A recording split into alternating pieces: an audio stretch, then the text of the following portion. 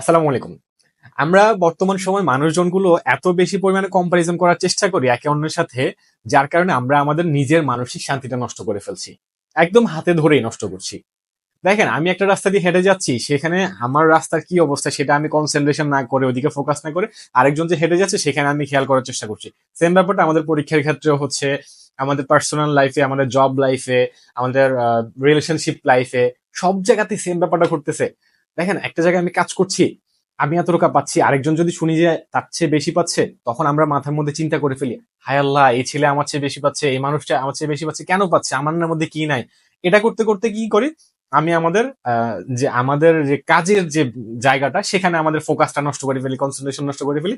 তখন উল্টে আমাদের আরো ক্ষতিই হচ্ছে, বরং কোনো লাভ তো হচ্ছেই না। সেম ব্যাপারটা রিলেশনশিপের ক্ষেত্রেও।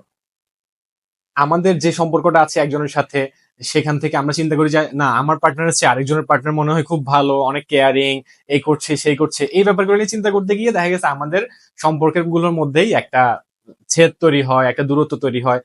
সো এই জিনিসগুলো আমরা যত তাড়াতাড়ি বুঝতে পারবো, ততই আমাদের জন্য মঙ্গল।